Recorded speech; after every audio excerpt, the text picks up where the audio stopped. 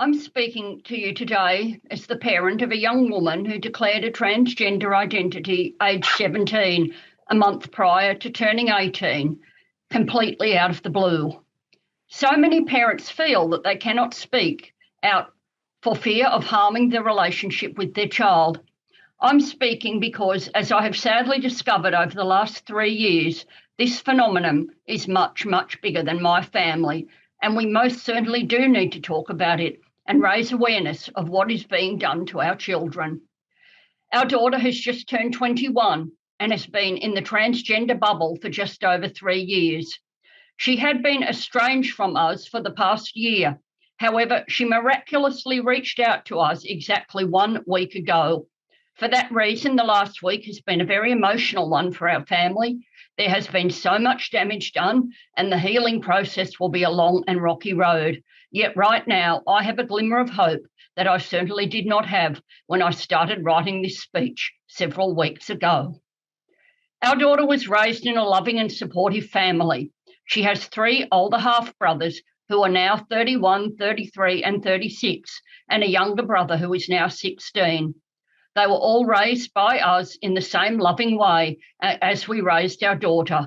We have a fabulous relationship with all of her brothers.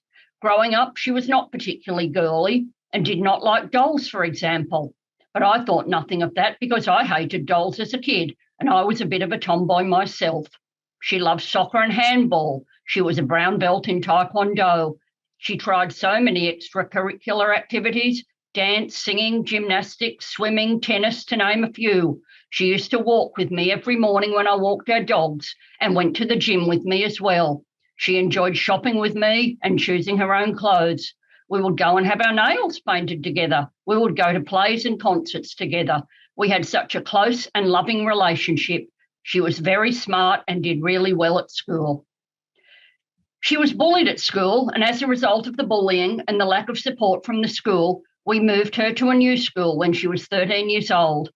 That went well for the first 2 years, and she had a stable friendship group of really lovely girls. Around the time she turned 15, she switched friendship groups. The new group had a girl who did not identify as a girl, and that was my first introduction to gender ideology. I felt that the new friends had a very negative influence on our daughter. Our daughter started experiencing mental health problems in early 2016, shortly after turning 15, and around the same time she changed friendship groups. For 3 years, while she was 15, 16, and 17, these mental health problems continued. We moved through both the public system, called CAMS, here, the Child and Adolescent Mental Health Service, and the private mental health systems in our efforts to find help for our daughter. We collected diagnoses of anxiety, depression, bipolar, and possible borderline personality disorder in that 3-year period. We took our daughter to over 70 medical appointments related to her mental health in that 3-year period. At all times, we were treated well by the medical professionals who were treating our daughter. We were described as loving and supportive parents. Our daughter did not respond well to medication for the anxiety and depression. It actually made her feel worse. When we declined to continue with medication, both in the public and the private clinical settings, at no time were we criticised or treated badly by the medical professionals who are treating our daughter. CAMS said they would not see her anymore if she was not medicalised, but by then we had found a private psychiatrist and he did not insist on medicalisation. CAMS most certainly did not try to report us to Child Protection Services or badmouth us because we did not want to medicalise our daughter for her mental health problems. We were focusing on diet, exercise, love, support and psychotherapy. Over 2018, our daughter's mental health became much worse. We found out she was cutting herself and binge eating. She'd always been very conscious of what she ate in a healthy way, as she'd been a vegetarian for several years. In hindsight, I believe that this time period was when she started focusing on transgender. She ended up having a 4-week admission to the mental health ward of a local private hospital in June of 2018, as it reached the point that she was refusing to get out of bed and refusing to go to school. When she came out of hospital after those 4 weeks, she went and cut her hair short. The next few months were an extremely traumatic period for our family. She barely attended school, became aggressive and verbally abusive towards us and her younger brother. She was lying, stealing, binge eating, and would not do anything that we asked her to do. I found out she was smoking marijuana. If we wanted to go out as a family with her younger brother to, say, a soccer match, she would declare she was anxious and suicidal so that I could not go. She became extremely manipulative. The stress we were under was enormous. Our son was 13 at that point in time, and the distress of her abusive behaviour caused him to become anorexic. I remember him curling up in a fetal position on the floor and sobbing, begging her to stop her out-of-control behaviour. I guess our son saw that his intake of food was the one thing that he could control. We were pretty much shattered as a family. I remember sitting in her GP's office sobbing and begging for help. It really was a nightmare. I believe it was over this time period she started to become engrossed with online trans sites. I later found a history in her web browser full of trans searches and sites. Then in October 2018, she announced all over social media that she was in fact a male named Josh. She claimed she'd told people at school months before and had been going by that name at school for some time. She told us that everyone at school, including the teachers, were supportive. Considering I had been in contact with the school regularly because of her mental health problems and the fact that she had many, many absences from school, I was stunned to find out that no one from school had contacted us about her transgender announcement. She had a scheduled visit to her psychiatrist that week that she announced she was trans, and she told her psychiatrist she was suicidal. So he insisted that we take her to our local public hospital for admission to the adolescent mental health ward. The psychiatric registrar who admitted our daughter to hospital said he thought that she had borderline personality disorder. After an all-night admission, which my husband accompanied her with, I went to the hospital to visit her the following day. When I asked to see our daughter, I was told that I had a son. Already above her name, her bed was the male name. I was aware that there were two other girls who attended her drama group who were also saying they were boys, so I was very sceptical of her announcement of trans. She had never displayed any signs of gender dysphoria. My scepticism was dismissed by the staff of the mental health ward. As parents who did not immediately affirm our child's declaration of transgender, we were shamed and bullied by the medical professionals in that hospital ward. All of our voiced concerns were swept aside, and we were put down by the hospital staff in front of our daughter, accused of being bigoted, not inclusive, and transphobic. We were told that we must accept that we now had a son or she would kill herself. They said, "Would you rather have a live son or a dead daughter?" They said they wanted to introduce her to a transgender staff member.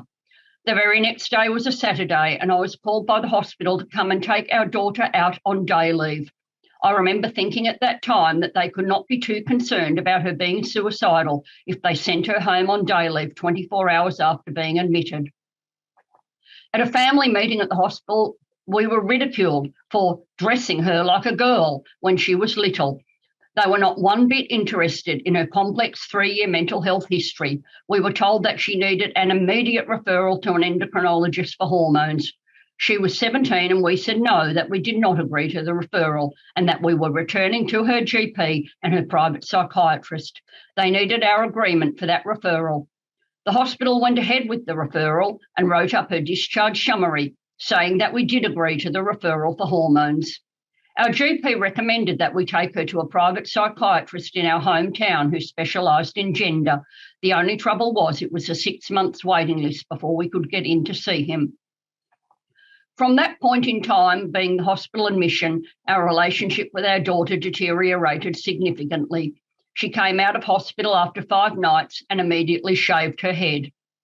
The abuse she directed towards us escalated and she was pretty much out of control. The lying, binge eating and manipulative behaviour continued. She had another scheduled 3-week hospital admission in November, December of 2018 in the same mental health ward of the same private hospital that she'd been in 5 months earlier, except this time they pretended that she was a boy. There was no improvement in her behaviour. She left the hospital on day leave against the wishes of her treating psychiatrist to attend the endocrinologist appointment that had been made as a result of her public hospital admission, the appointment that we did not agree to. but by this time she had turned 18. When I went searching, I was absolutely stunned about what I found in the browser history of our daughter's computer. It was almost unbelievable. YouTube videos of young girls singing the praises of testosterone, showcasing the changes to their bodies and cheering each other on, bragging about surgeries and showing off the scars of double mastectomies. It was macabre. I felt like I had landed in the middle of some sort of alien world, some parallel universe. How could anyone be cheering all these young people on to do such harm to themselves? I can honestly say I've never been as disturbed by anything in my entire life. I found messages from transgender adults cheering our daughter on and telling her to get rid of her unsupportive family. Snip, snip, the mother effers was one phrase I will never forget. That phrase came from an Australian trans adult who was portrayed in our media as some sort of hero. All I could see was red flags and grooming.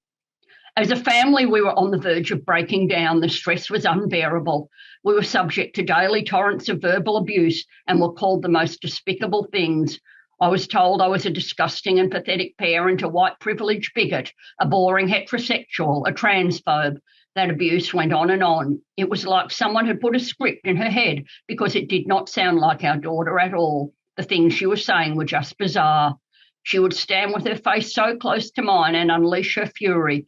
I remember going out with friends one night and coming home to find my husband cowering and hiding in the garden just to escape her rages.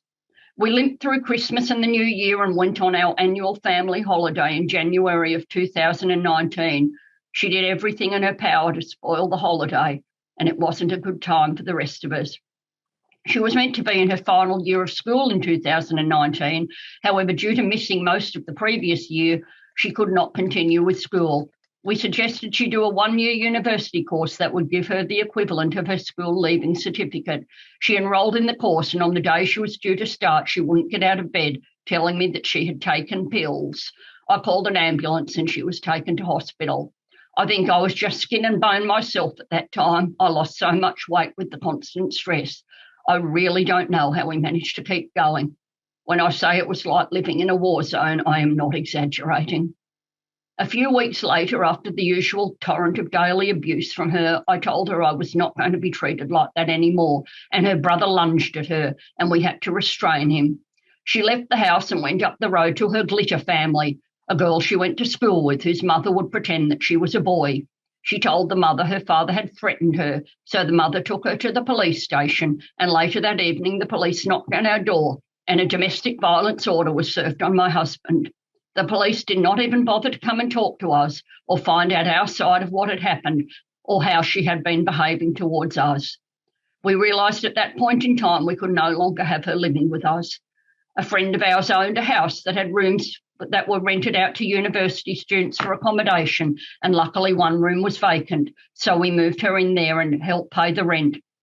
It was only a few blocks from our house. She immediately started on testosterone and dropped out of the university course. I was still having some contact with her over the course of that year, which was 2019. We tried to challenge the domestic violence order in court. However, after being adjourned several times and clocking up thousands of dollars in legal bills, we just gave up. It was too distressing and a ridiculous waste of money. At her request, I went to an appointment with the endocrinologist in May 2019. At that point, I had not seen her since March when she moved out, and I wasn't aware that she'd started testosterone. I later found out that she'd started testosterone at the second appointment with the endocrinologist. She'd seen the endocrinologist in the December previously and then was given a script for testosterone in March 2019. There was no psychiatry, no psychology, no examination of her 3-year mental health history. A seriously mentally unwell teenager given hormones that would make irreversible changes to her body. My sister, who was a medical practitioner, came to the endocrinologist appointment with me. There was a multidisciplinary team of 3 people at the meeting, the paediatric endocrinologist, a nurse and a social worker. I explained to them that we were waiting to see the private psychiatrist who specialised in gender, and we'd made that appointment to see him almost 6 months prior, because he had a long waiting list and our appointment was not till the following month, which was June. The multidisciplinary team said, "Oh, we are so pleased to meet you." Yet they sat there at that meeting and did not bother to tell me that they had already started her on testosterone in the March. I was suspicious because her voice had started to go gravelly. When I asked them, were they aware of her extensive mental health history, they said no, they were not. This was despite her being referred to them by the adolescent mental health ward of the very same hospital in which the endocrinologist had her clinic. The endocrinologist said, "Don't you just want your daughter to be happy?" I honestly could not believe what I was hearing.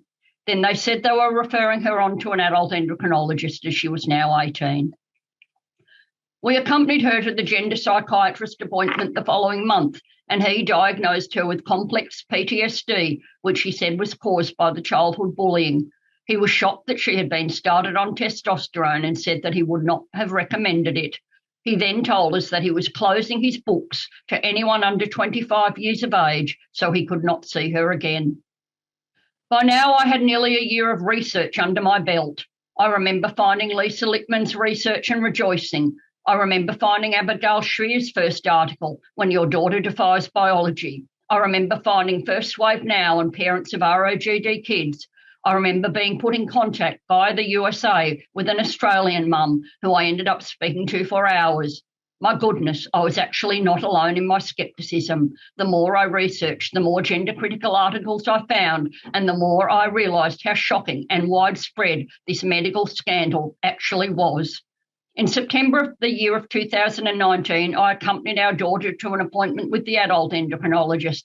I took a stack of those articles I had read to the adult endocrinologist and tried to engage her in a discussion about how concerned we were about our daughter's mental health and how many people were starting to speak up about the social contagion.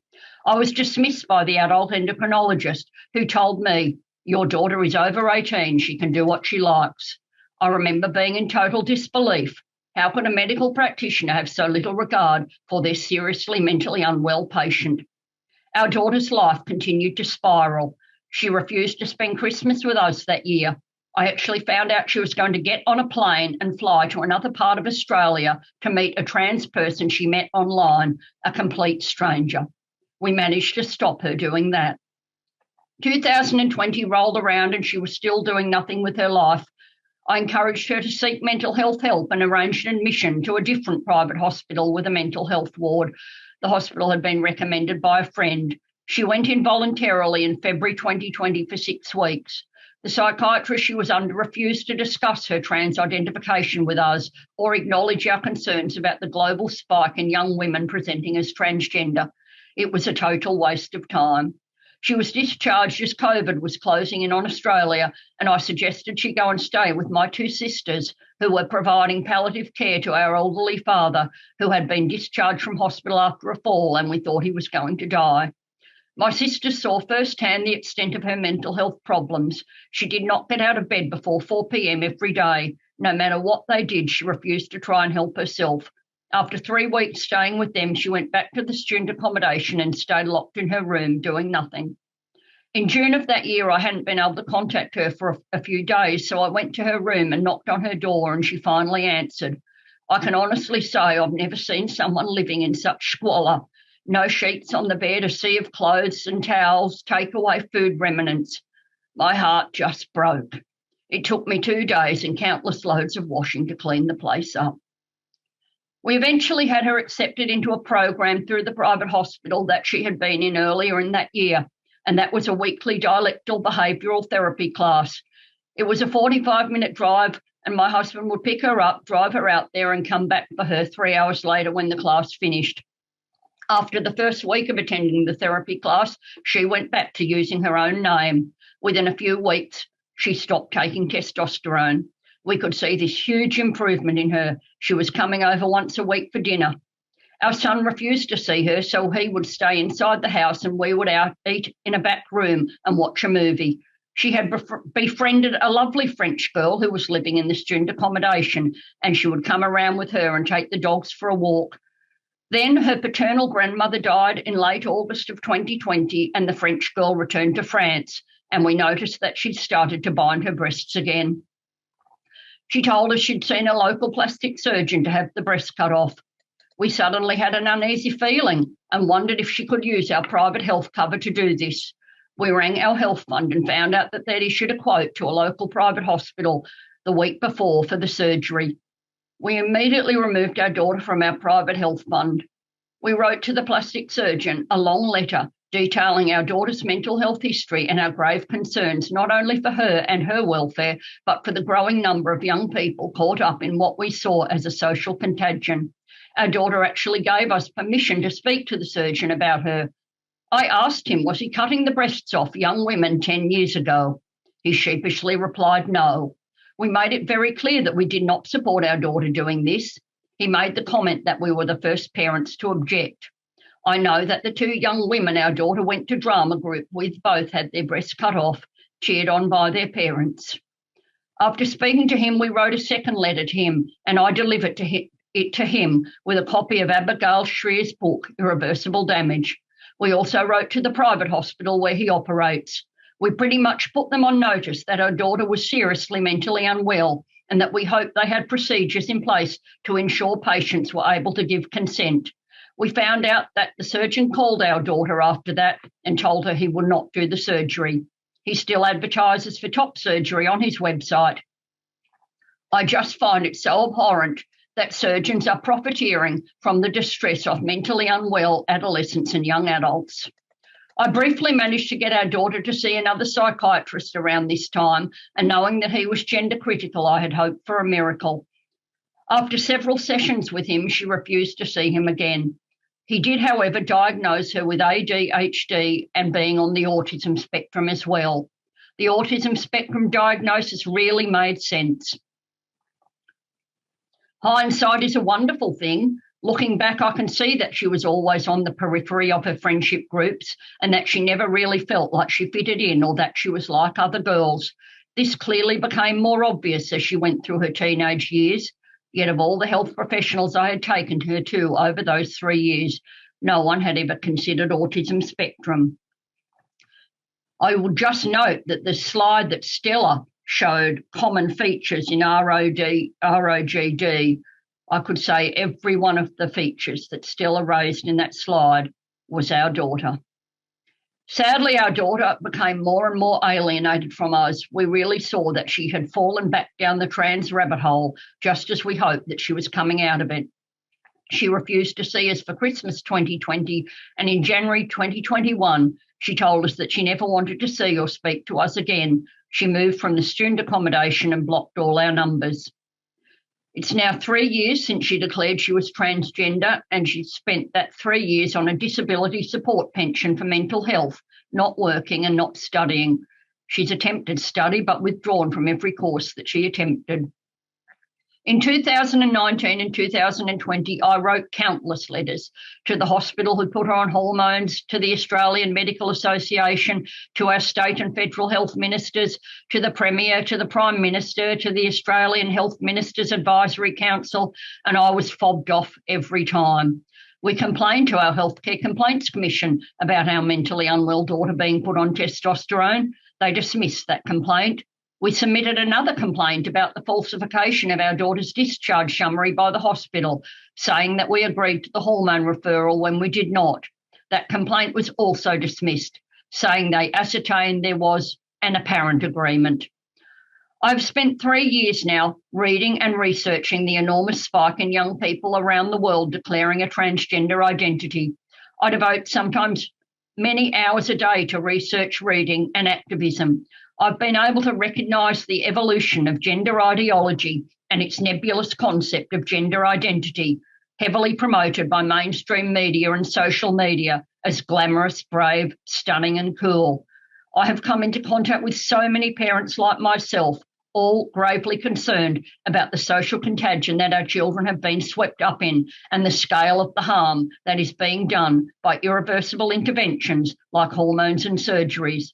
I have read far too many heartbreaking stories of regret of young people with maimed and permanently disfigured bodies that they will never be able to return to how they were. The pattern is the same over and over again. Children and young adults who are mentally unwell, perhaps traumatised with histories of bullying or sexual assault, children who are most likely same-sex attracted, children who are on the autism spectrum, neurodiverse children, kids who are misfits or socially awkward. Trans suddenly gives them status and cred, and they become the centre of attention. It is hard to imagine any other medical condition with a serious life-altering treatment where the diagnosis is solely dependent on the reliability and accuracy of a child or young person's self-report. We were supposed to accept, unquestioning, the crazy notion that our female child became a boy overnight at age 17 and therefore needed to alter her body to match some invisible internal identity. It was, to us, an obvious mental health issue. Our daughter had serious mental health issues over that 3-year period prior to her self-diagnosis of transgender. There were serious red flags waving. Those issues, those red flags, were all completely ignored by the medical profession. She has also had another 3 years of poor mental health since, because in their rush to affirm transgender to the complete dismissal of all of her comorbidities, the medical profession has failed to treat her appropriately. Parents understand social contagion among teens. We were teens once as well. Social contagions have always existed. What has changed is now the influence that comes from thousands upon thousands on social media and the misinformation on the internet. There was a cluster of girls in our daughter's drama group who declared that they were transgender.